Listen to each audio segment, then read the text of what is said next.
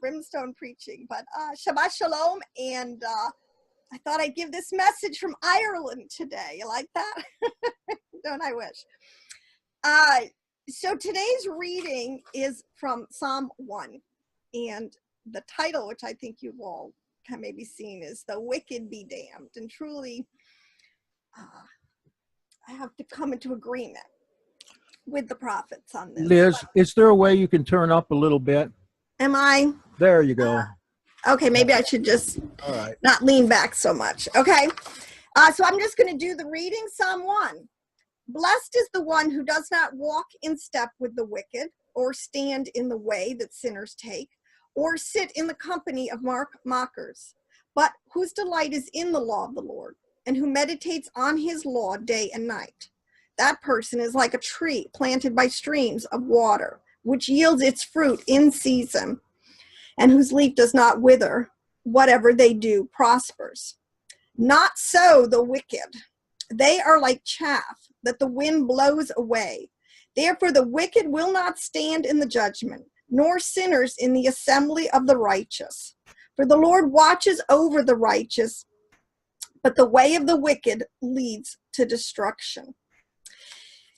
So this isn't, I just wanted to take that this, the liturgy for today kind of just plays right into this. So, I mean, almost we've had the liturgy and the Torah are totally in agreement. But if you notice in verses 1, it says that who does not walk, stand, or sit in the way of sinners. And I know that that is sort of the sort of a Judaic way of sort of encompassing the totality of our actions, whether we walk, we stand, or we sit.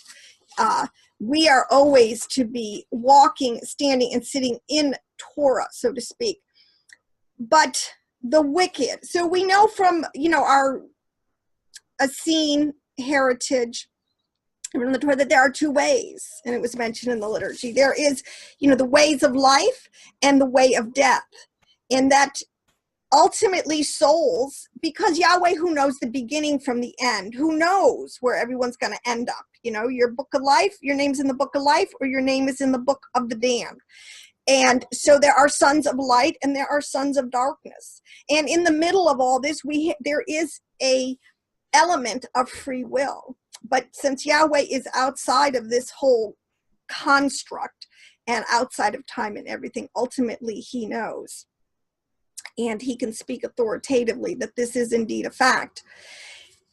And we know that there are, one thing when I've learned, from, is that there are many levels of meaning to different words. And that, I subscribe to something called pards, that there is, there are literal meanings, there are allegorical meanings, there is definitely an application meaning, like from the Torah, how you would live that out. But in this concept of the wicked who be damned, there are two ways to walk. You can walk in the light or you can walk in darkness. But and you brought that story of the storm, Jackson, because it's really true. I mean, the prophet tells us to tell the righteous, because there's two messages that come from our text. There's a message for the righteous and there's a message for the wicked, and they're not the same. And it's really pretty straightforward. It's really pretty simple. It's even a child can understand it. It doesn't take a lot of rocket science to ferret this out of the text, but you can tell the righteous it will be well with them. No matter what the chaos is, whether it's, weather chaos or circumstances in our lives, or literally the chaos of the day of the Lord, you can tell the righteous it will be well with them. All things will work together for good, and our soul will never be lost in the turmoil of concept. But it is not so for the wicked. It says, woe to the wicked. There is an end game. And I want to talk about the end game, so to speak, because I totally ascribe to the concept of cycle of 6 days. Here we are in this cycle of feasts. Number one, we are in these days of awe. This is a very specific, and when I wanted to do it, and from what I understand, that I do a lot of Kabbalistic readings, which gives really deep understandings of this thing. When I say cycle, and I'm telling you, there is a concept of Gilgal, which is things that cycle around. So we are literally, and you think of like a, what is it called? That corkscrew pasta. You know, it's a corkscrew cycle. We're in the very exact same part of that cycle, no matter what rung of the ladder we are or what year we're in. You know, if we were living 3,000 years ago or we're living now, we're in the same zone on that cycle up and down that rung of ladders. So Jacob's ladder, I'm trying to say, is sort of, you kind of look at it as a corkscrew, a cycle going up or going down. It's not necessarily linear, it's cyclical. But at the same time, it's going somewhere. So it's all very, but I don't want to get into that. But I did want to read from Enoch. So I want to just specify very quickly that all the prophets, Isaiah, Peter, Paul, Daniel, Enoch, Yeshua, whoever you go to, they're all in total agreement of this idea of the 6 days the man will labor and that there will be a seventh day of rest. And we know that's literally where we come in our week. You know, you work 6 days, you have a day of rest. Or whether we're talking about the aeon, the age that we are in, the age of a fallen Adamic situation here, and the whole rescue plan of salvation, so to speak, from Yahweh's point of view, encompasses, again, he uses 7 days. But just want to read from Enoch chapter 38, just a couple of other readings in text. Enoch, book of Enoch, chapter 38, the first parable. It says, when the congregation of the just shall appear, and the sinners are condemned because of their sins, and expelled from the face of the earth, and when the just one shall appear in the presence of the just who are chosen, whose deeds hang on the Lord of the spirits, and the light shall appear to the just and to the chosen who dwell on the earth. Where will be the habitation of the sinners? And where the resting places of those who have denied the Lord of the spirits? It were better had they not even been born.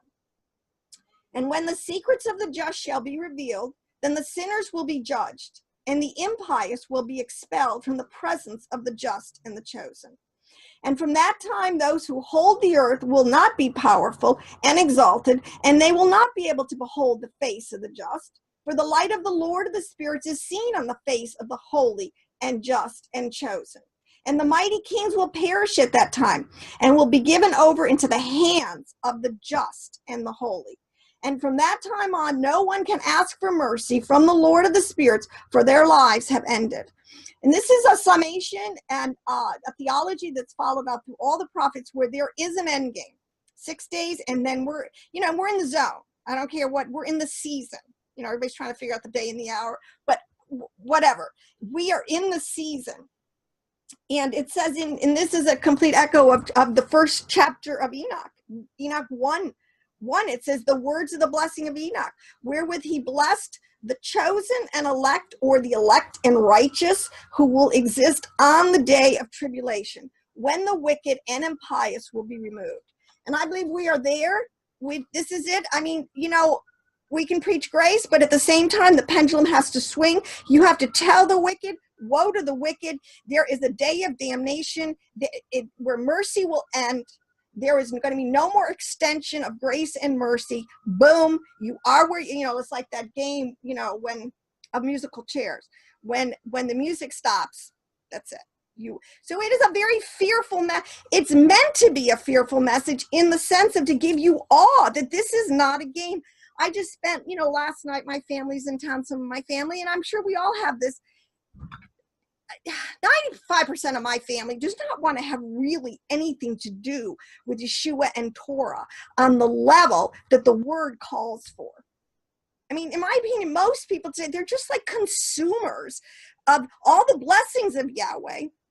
They want to just consume everything, but they don't want to, you know, quote unquote, play the game by the rules. So let me just go into June. I mean, I'm going to go 2 more places. So Enoch, we've read it in Psalms. It's here in Jude, because there is this day of the Lord. Now, I believe kind of like 70 different levels of meaning. There's a day, there's an hour, there's 1,000 years, there is a season. The word can encompass any type of theological angle that you want to look at it. But the point is, there is an end game. It's going to be quick, abrupt. That's it. The trumpet's going to sound, and that's it.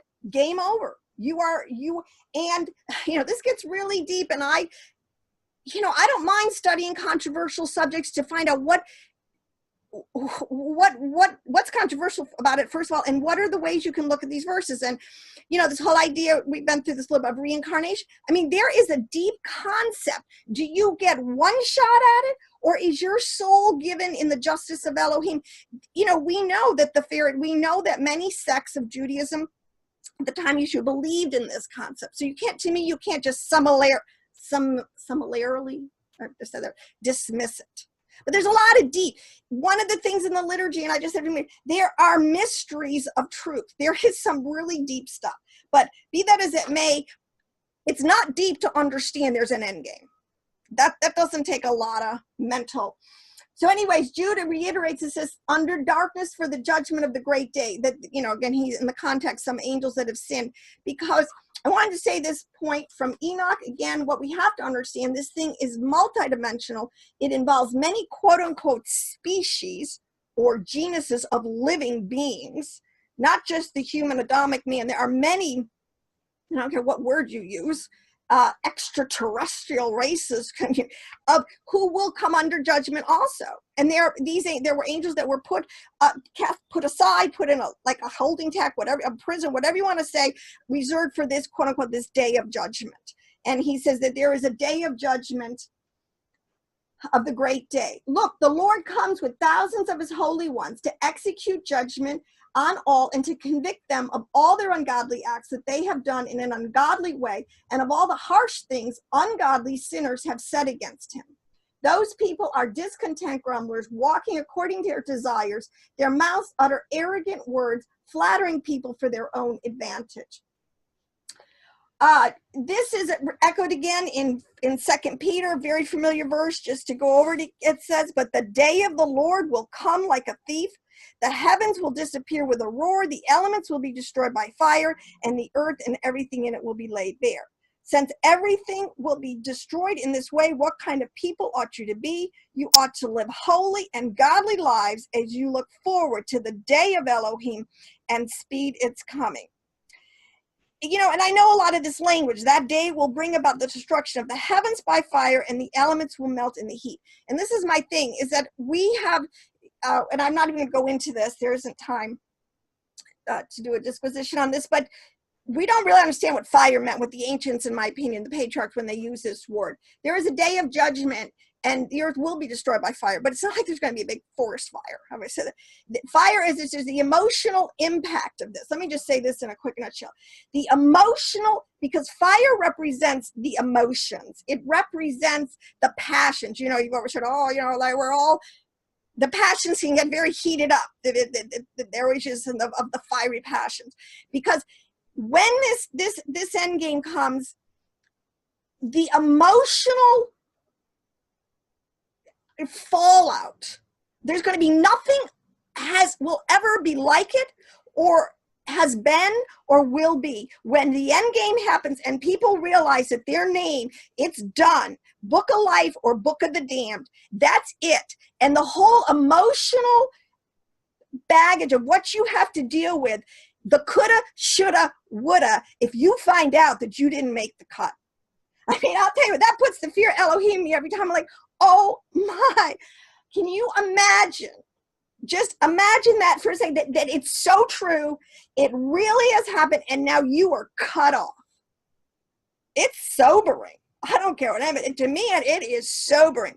So what I want to go and just say quickly here, and that's why it says that in that day, Matthew says, but the sons of the kingdom will be cast into outer darkness, where there will be weeping and gnashing of teeth, which is instead of saying the emotional anxiety of knowing this, that this is it, is nothing. You think physical pain is difficult to deal with. Well, I'll tell you what, the emotional pain, the fire of understanding is going to go through your being, your soul, when you realize that your soul is not destined for the book of life, for the world to come. Now let me go into this concept. There's something that I have to really, in my opinion, he says that there's another verse that says, many will say to me in that day, Lord, didn't we cast out demons in your name and do all this kind of stuff? And he says, and he will say, away from me, I never knew you. And there's this whole concept, it's so funny. or theological dialogue you can have, are we saved by works or by faith? What's up with this? But I want to tell you today that it takes a lot of work. So don't ever tell you you are not saved by works. You totally are saved by works, because in a Hebraic point of view, what they're using of the word works, it takes a lot of work to keep your soul pure, especially here at the end of the age where we live in such a godless time. And it's just, people are falling left and right all over the place. There's no standard anymore that, to find true holiness. But what I want to say is, your work, what that means is, yes, I'm not saying there's a literal level of work, like on Shabbat, you're not supposed to quote unquote do your weekly work, you're supposed to take a break. That's not the way the word is being used here. The word means in the sense to keep your heart pure, blameless, unspotted from the world, not worshiping idols and these things, takes a lot of work, because number one, we have the evil inclination in all of us. And I'll tell you what, like Paul said, wretched man that I am, the things that I shouldn't do, I do. And the things that I should do, it's so hard for me to do. It's hard to be righteous. And you have to work at it. And you have to choose it. So it's why he says, choose you this day. Everything is a choice. But faith also demands works. If you believe, like I just said, that there is an end game, and you're going to be weeping and either gnashing your teeth either because you didn't take it seriously, and you thought you could slough off, and you thought you could, and I know that a lot of people have a time with the weak Christian doctrine today, we're just saved by faith and grace, grace, grace. But they have really left off a whole piece of this puzzle. But the thing is if you have that fear of Elohim, that understanding that it is a serious business, that this whole life, where is your soul? That's our soul. We know our body just goes back to the elements. It will be, and we know that the resurrection. But what I want to say here is, Paul was so clear, and this is on my point, a lot of this understanding that it does take, and this is like doing the whole mitzvah of Torah. If you were a Jew today, they would be telling you, it's not like you're doing, because I know people understand it's good to do a mitzvah, because if that helps you, it's like having sometimes people say take a prayer aid. How do I say this? If it helps you to do a mitzvah in order to stay pure or to stay holy, then do it. What's the big deal? If you just want to keep the concept of, and this was Paul, this was, in my opinion, the whole dichotomy of what was going on is they were trying to understand, this huge shift that had happened. You can almost say in dispensations between, well, I won't even go into that. But what I want to say is there's two ways to look at the law. There is the letter of the law and there is the spirit of law. We know this. But what is theologically behind this, and in my opinion, is yes, the Torah of Moshe, given to all 12, but really only kept today a lot by the house of Judah. The Torah of Moshe, with its mitzvah, will keep you in the zone. If you are a holy, diligent, observant, nothing wrong with that. But if you are, and this is the whole point where it was kicked up a notch, so that even if you do not come under the house of Judah's Torah of Moshe, because you are a mixed multitude or a Gentile, or these 2 days, because I hope you guys, in Hebraic understanding of the 6 days, they divided into 2 and 2, 2,000 years of chaos, 2,000 years of the law, and these are the 2 days, the 2,000 years since Yeshua, of Messiah, of Mashiach, of walking through the nations, calling out those who want to live according to the Spirit, this high level of works, of Torah observance, and what's the difference? As Paul goes on in all of his letters, he's not teaching the law, because what does the law teach us? We are not to be unclean. We're morally unclean and sexually pure of any kind of this stuff. We're not to be lascivious. We're not to have idolatry. We're not to practice sorcery. We're not to have hatred or hostility. We're not to be be a strifeful person, full of contentious spirit. We're not to be jealous. We're not to be wrathful. We're not to cause factions or divisions, or we're not to be just party people, eat, drink, and be merry. We're not to envyings, drunkenness, revilings, and such. I mean, what more do you want? What category of Torah did Paul not uphold and is not available and plain before the eyes of anyone who honestly just looks at the Torah? And in order to live this way, especially in today's present evil world, it takes a lot of work. But he didn't leave us. This is where grace does come in, and this is where the concept of intention, there's a third component to this, because he knows that we have weak flesh. This is where understanding, again, the tree of life, because in the Psalm, if in going to verse 3, it says, that person who meditates on the law of the Lord, and in that meditate is in obedience to it, that person is like a tree planted by streams of living water.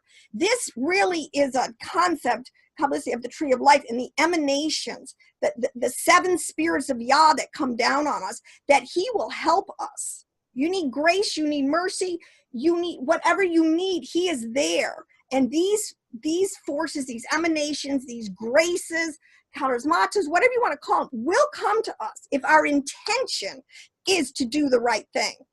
If you need help forgiving someone, if you need help getting rid of a willful besetting sin, if you need help getting rid of an addiction, if you need help just having faith, he is there.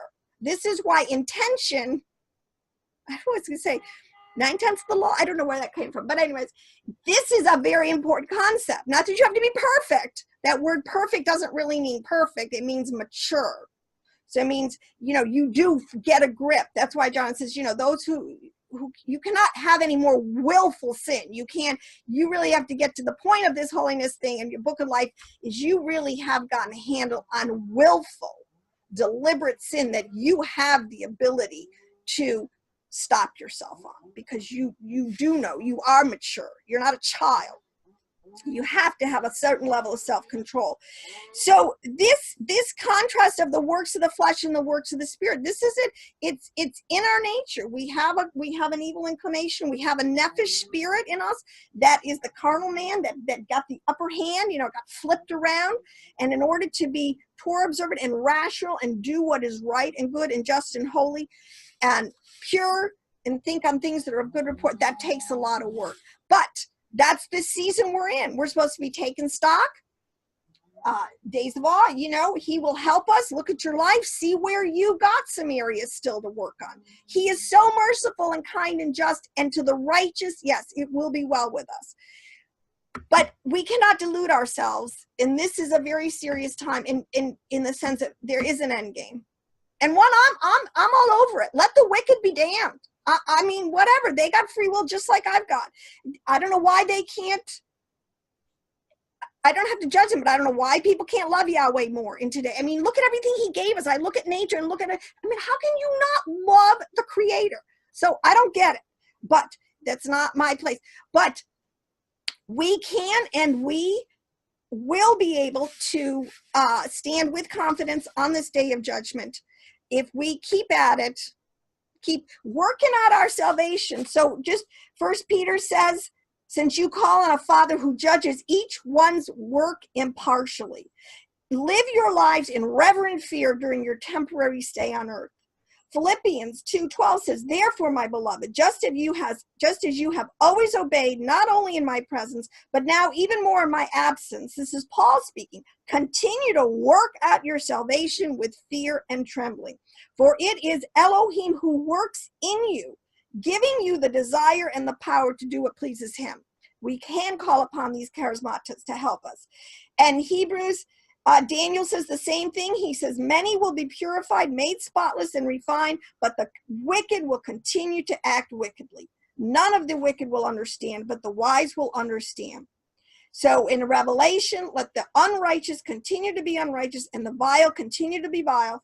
Let the righteous continue to practice righteousness and the holy continue to be holy. So on that note, I'll say, brothers and sisters, we can do this. We can run the race. I think it's almost up. And I, for one, do want to see the wicked damned and rooted out so we can go into a peaceable kingdom. Shabbat Shalom.